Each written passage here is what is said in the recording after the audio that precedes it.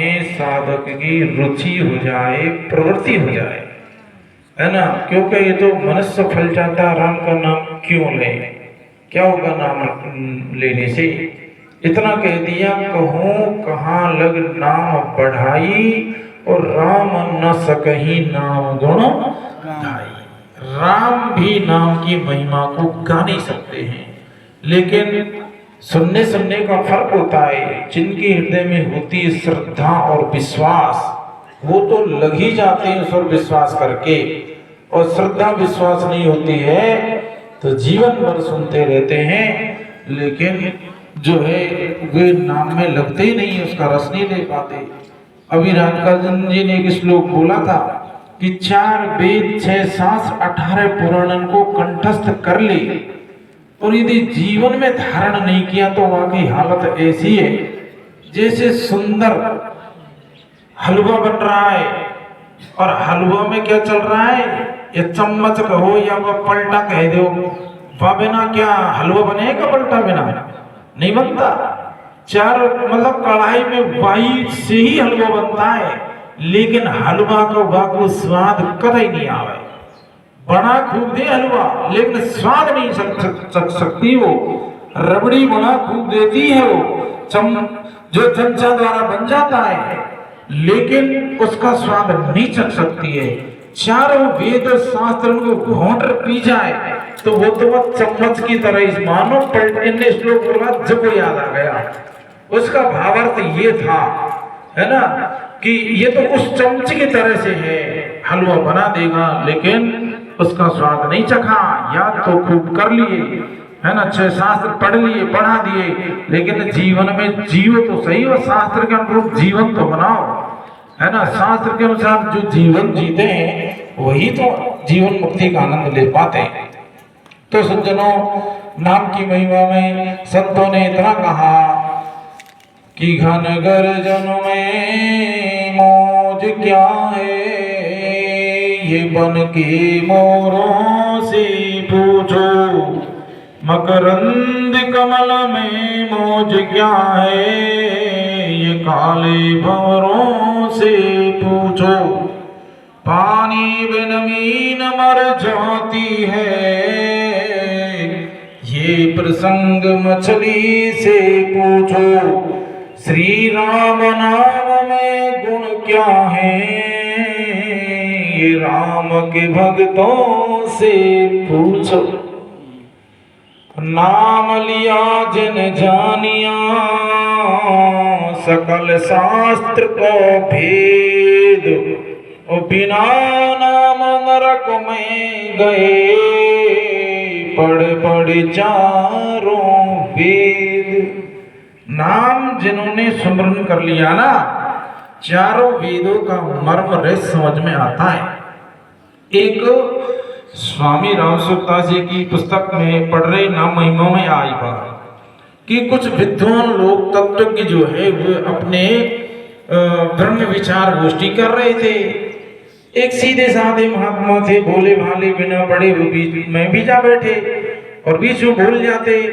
तो विद्वानों को बड़ा अहंकार था। सज्जनों, रात घटे सूरज उदय, मोह घटे गुरु ज्ञान, और कर्यो धर्यो सब कुछ घटे जब आवे अभिमान। अभिमान कहीं भी आता हो किसी को अच्छा नहीं लगता। जब बात कहते हो तो एक से एक बात, कहानी, दृष्टांत याद आने लगते हैं, लेकिन शब्द को नहीं कहा जाता। तो उनसे कहते, महात्मा जी तुम समझो नहीं, बूझो नहीं, पढ़े नहीं, लिखे नहीं, बीच में बोलते हो, जाओ जाओ राम का भजन करो। तुम क्या समझो इन विद्वानों की बात? हमने ये विद्वानों की विचार गोष्ठी तुम क्या समझते हो? महाराज संत का बड़ा अपमान हुआ, उनको बड़ा धक्का लगा, और वे चले गए वास्तव में, और जाके जंगल में इतना नाम जपने लगे। लेकिन जपने लगे किससे? वही ध्रुव से ग्लानि जपे हरि नामो। ग्लानि पूर्वक ही तो भरत ध्रुव जी गए, कोई बैराग जी थोड़े गए। मौसी ने धक्का मार दिया और जाओ भजन करो, तो चली दिए, और यही भजन करके देखेंगे। तो ऐसे संत जाकर के नाम जपने लगे। अब जपते जपते बहुत दिन हो गए उन्हें। अब उन्हीं विद्वानों में से एक वो जा रहे क्षेत्र मंदिर मैसूर की यात्रा, और विद्वान एक भटक गया और उन्हीं की झोपड़ी पर पहुंच गया। देखा कोई झोपड़ी के आसपास कोई आश्रम नहीं और संत नहीं, कि महाराज आप अकेले ही इस निर्जन वन में रहते हैं? हाँ, हम नहीं रहते हैं। बैठो सा, आसन दे दिया, और ग्रंथ बहुत धरे कि महाराज आप अकेले रहते हैं, तो ये ग्रंथ इतने रखे, कौन पढ़ता पढ़ाता है? कि पंडित जी मैं ये जो ग्रंथ रखे हैं ना, ये सब पढ़ चुका हूं, और उनके हाथ में ये कौन सा है? अद्वैत सिद्धि पढ़ रहा हूं। विद्वान जानते हैं अद्वैत सिद्धि, चित्त सुखी और खंड खाद्य जो ग्रंथ है ना, उसको तो आजकल पढ़ाने वाले भी कोई बहुत कम होंगे, पढ़ने में तो बहुत ही कठिनाई है, समझ नहीं सकते कि उसी में पढ़ रहा हूं। सज्जनों में किसी लिए कह रहा हूं कि नाम की महिमा है, उससे जो समझ, तुलसी राम का नाम को क्या कहा है कि राम नाम कली कल्प तरु, है ना? राम नाम कली कल्प तरु, राम का नाम कल्प वृक्ष है, पर कोई सुमरे तो सही, कोई भजन तो करे। तो इसलिए हमें उसमें नाम में रुचि के लिए, देखो आप लोग कथाकार भी यहाँ बैठे कि व्यास जी महाराज उदास होकर के सरस्वती के किनारे बैठे कि मैंने 17 पुराण लिख दिए, लेकिन अब तक मुझको शांति नहीं मिली। सुना है ना? तो इसका मतलब तो सीधा होगा कि 17 पुराण तो बेकार है। जब व्यास जी को शांति नहीं मिली तो 17 ने तुम चुप पढ़ो, उनको नहीं मिली तुमको शांति मिलेगी, ये उल्टा अर्थ नहीं लगाना चाहिए। हमने जो, मैं निवेदन करता हूं ना, मन गढ़ंत तो कभी करता नहीं, और नहीं जानता हूं तो मेरी हल्की नहीं मानता, मैं कह देता हूं मैं नहीं जानता हूं, है ना? मैं उस पर जोर नहीं देता हूं। लेकिन जो परम विद्वान है, जिन्होंने जीवन में अध्ययन करके कुछ अनुभव किया है, उनकी बात पर मैं अड़ जाता हूं कि ये तो विद्वानों का निर्णय है, ये तो और मैं नहीं मानूंगा। लेकिन अब कोई यूं कह दे कि भाई राम की पत्नी का नाम क्या था? कि सीता। अब कोई लठ रोकते नहीं, राधा था तो बोल तो क्या करेगा? तो राधा था मैं तो नहीं मानू कि पत्नी का नाम सीता था, अब होता है मत माने तो भाई। तो इसलिए जो 17 पुराण का भाव यह है कि जो संत महापुरुष कहते हैं, ये अर्थवाद है कि भागवत में इनकी रुचि हो जाए कि ये 17 पुराणों से श्रेष्ठ है, उसमें रुचि के लिए, न कि उनकी निंदा में अर्थ प्रयोजन नहीं है व्यास जी का, इसलिए ऐसा कहा है। तो नाम की जो महिमा है, इसलिए निवेदन कर रहा हूं कि उसमें हमारी रुचि होनी चाहिए। और मैं तुलसीदास जी की एक दो चौपाइयों के माध्यम से और कहूंगा, लेकिन आप सबको बोलना पड़ेगा। थोड़ी देर के लिए भगवान का नाम उच्चारण करेंगे।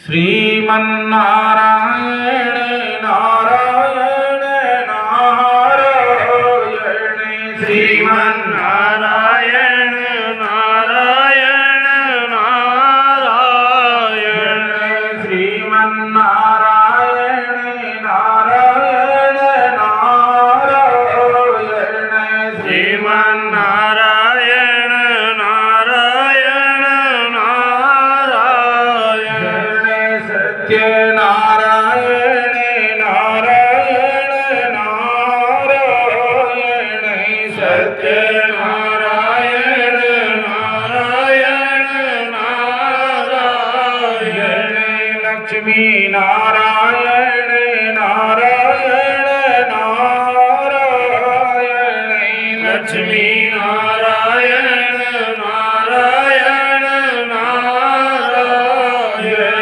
बद्री नारायण नारायण नारायण,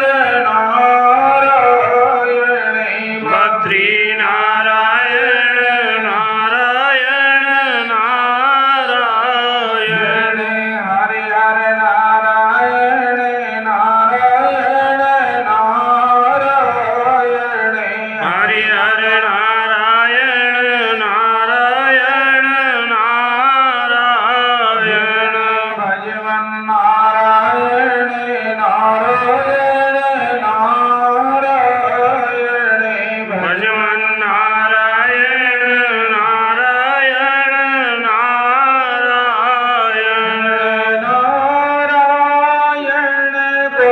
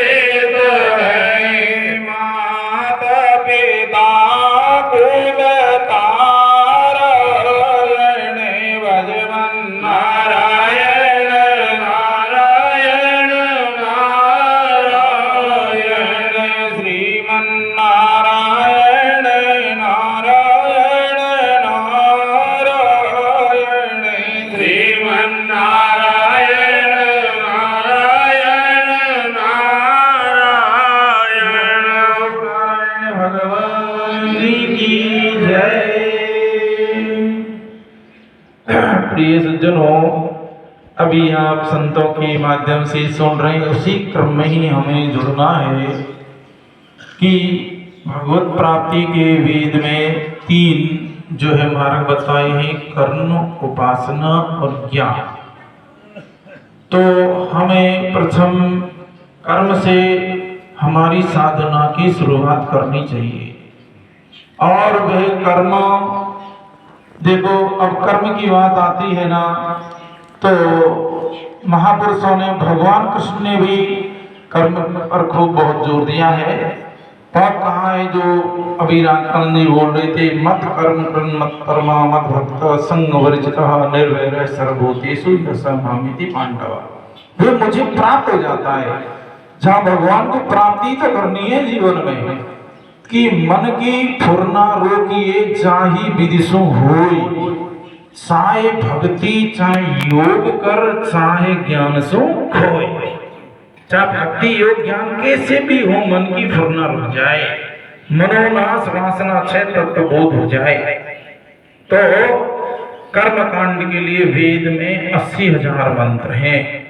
तो क्या बताया है संतों ने कि जो वेद में 2 ही प्रकार के कर्म हैं, आप सब जानते हैं। एक है विहित कर्म, दूसरा है निषिद्ध कर्म।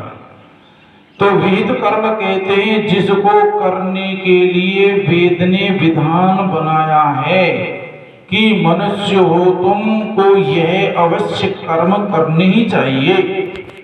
और निषिद्ध कर्म का मतलब है पाप कर्म, कि इस पाप कर्म को हर हालत में हमको नहीं करना चाहिए। अब 2 में से अब इनको ही पकड़ लो, शुरू करके कुछ दिन चल करके तो देखो कि पहली बात है कि निषिद्ध को छोड़ना होगा। निषिद्ध को छोड़ो, अर्थ आया जब जानिए, जब अंदर छूटे, अरे दादू भाड़ा पाप का पड़चोड़े फूटे। अर्थ आना जब समझना, भक्ति ज्ञान वैराग्य आया जब समझना, सार्थक ज्ञान आया जब समझना कि जब अंदर छूटे, पाप तो छूटे हमारा। तो निषिद्ध कर्म केवल एक प्रकार का ही है, उसमें विभाग नहीं है।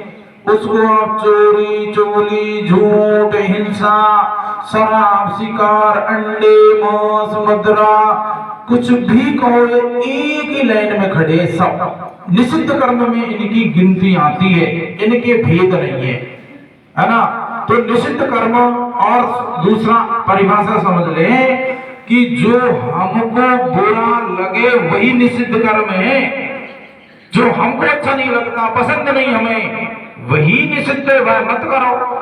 ग्रंथ की मत पढ़ो तो अपनी बात मालूम पड़ रही है, अपने अनुभव का तो आदर करो कि अपना अनुभव क्या है कि हमारे घर से कोई तरह की कोई चोरी कर जाए, ले जाए चोर करके सामान, तो हम खुश होंगे क्या? हमें अच्छा लगेगा क्या? चोर को धन्यवाद देंगे क्या? देंगे क्या? कितना बुरा लगेगा हमको, कितना दुख होगा। तो छोटी सी बड़ी वस्तु की हमारी चोरी करे तो हमें बुरा लगेगा। तो अर्थ लिखने आया कि जो चीज तुम्हें पसंद नहीं वो व्यवहार दूसरे से मत करो, तुम भी चोरी मत करो। तुम्हारी कोई निंदा करे तो बहुत बुरा लगता है कि मेरी झूठी निंदा आलोचना कर रहा है, तो भाई हमारी निंदा हमें बुरी लग रही है तो हम किसी की करेंगे तो हम भी उसको बुरे लगेंगे, इसलिए हमें निंदा नहीं करनी। कहीं भी अर्थ लगा लो इस चीज का, जो जो आपको अच्छा लगता है वह आप अपने जीवन में करो। आपको मान सम्मान आदर इज्जत सत्कार, आपकी सेवा शुश्रूषा, आपकी प्रशंसा वाह कितनी अच्छी लगती है, तो चाहिए तुम्हें, चाहिए तो बांटो, पहले दूसरे को तो दो, उसके बदले तुम्हें मिलेगा। ऐसे नहीं मिलेगा, इच्छा करने मात्र से नहीं मिलेगा, करोगे तो जरूर मिलेगा। आप की बहन बेटी को कोई भी बुरी नजर से देखे और आपको पड़ जाए मालूम, खुद पर उतार के तो देखो कैसी बनेगी।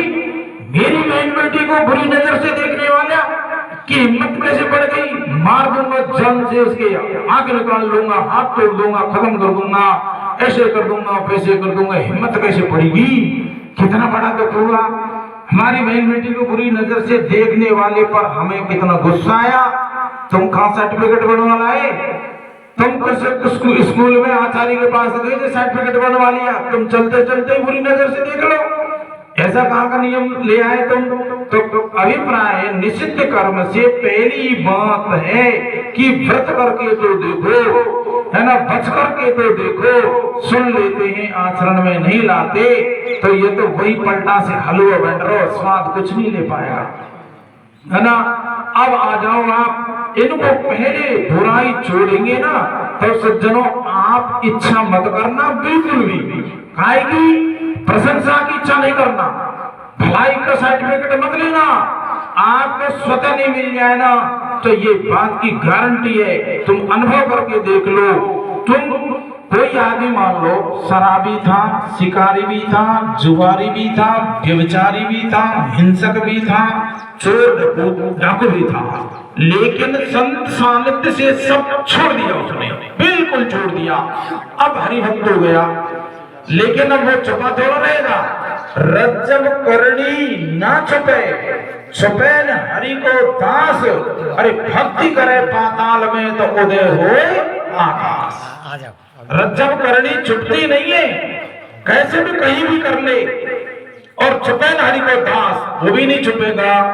तो सज्जनों आप बुराई छोड़ के और भले काम करने लग जाएं तो अपने आप तुम्हारी भलाई फैलेगी, निश्चित फैलेगी। तुम आए गए की सेवा करो तो फैलेगी, संत सेवा करो तो फैलेगी, गरीब दीन की सेवा करोगे तुम्हारी भलाई फैलेगी, परोपकार तुम करोगे ना तो तुम्हारा यश कीर्ति तुम चाहो मत, बिल्कुल मत चाहो, फिर भी वो तो फैलेगी।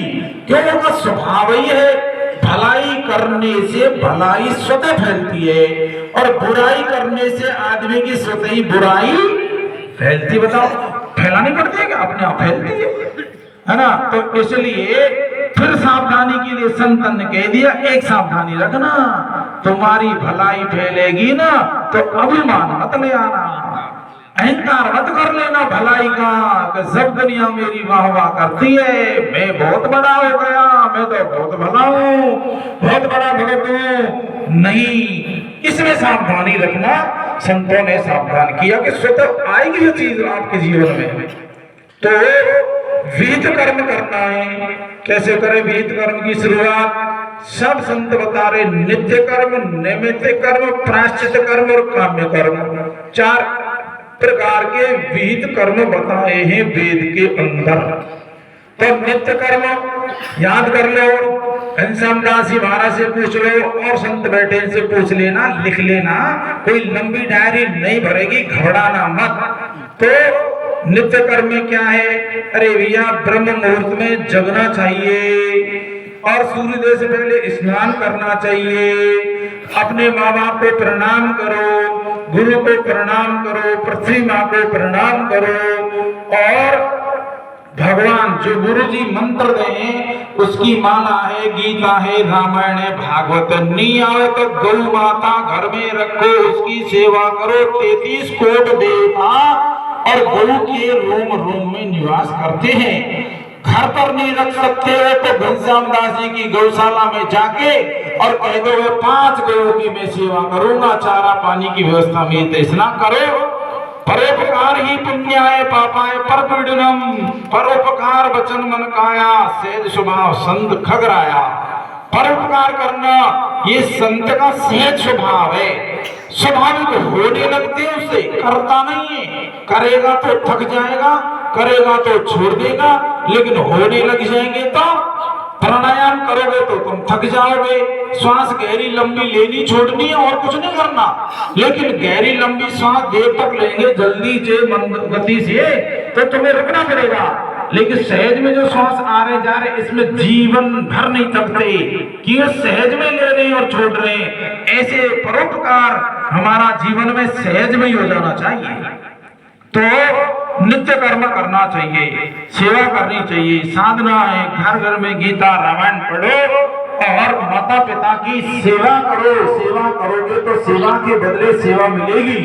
किसी को राम राम करोगे तो उसके बदले राम राम मिलेगा, नमस्कार के बदले नमस्कार मिलेगी, और गाली के बदले तो भैया नमस्कार नहीं मिलेगी। गाली देंगे तो प्रणाम प्रणाम, गाली एक दो देखो न समान है, एक के बदले दो मिलेंगी। कबरा गाली एक है, पलटत हो अनेक, और जो तू पलटे नहीं तो रहे एक की एक। सज्जन से तो ये कि सुन के रह जा, सहन कर ले तू है जे, तेरा स्वभाव है तो ऐसा होना चाहिए। गुमा संत की यही बढ़ाई, मंद कर जो करे भलाई। तो नित्य कर्म करना चाहिए और भी संतों से पूछना। दूसरा कर्म कौन सा है? नित्य करना है जीवन में। ये नहीं आज आज ही कर लिया, फिर जीवन बना के देखो कैसे श्रेष्ठ जीवन न बने, कैसे सुखी जीवन नहीं हो। फिर तो वेद वाणी झूठी हो जाएगी, संत वाणी झूठी हो जाएगी। वेद ने शुभ कर्म करने क्यों करे? केवल हमारा जीवन सुखी हो जाए, और कोई बात नहीं है। हमारा जीवन सुखी हो जाए, हमारा कल्याण हो जाए, हमारी सद्गति हो जाए, हमारा जीवन का जो लक्ष्य वो हमें प्राप्त हो जाए। बस ये तुम्हारे इसीलिए बता रहे, हमारा फायदा नहीं है। तुम कतई नहीं करोगे तो हम किसी घाटे में चले जाएंगे बताओ।